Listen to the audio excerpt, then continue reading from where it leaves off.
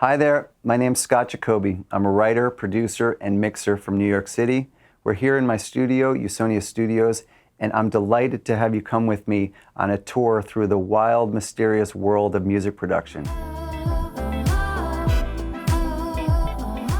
The goal of this course is to cover a huge amount of ground and look at music production from the very beginning to the very end of the process.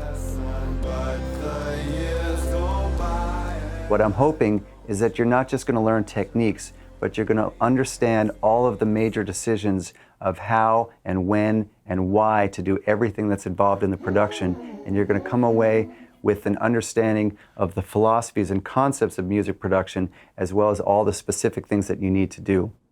So this course is going to start at the very beginning of choosing a song and then finding an artistic vision for the artist, as well as a sonic vision for the song, taking you through pre-production, tempo, key, song arrangement, and then into tracking the song, whether you're working with real instruments or doing programming, and then getting into vocal production, background vocals, comping, and then ending up with post-production, making sure your arrangement is tight, mixing and mastering the whole entire thing.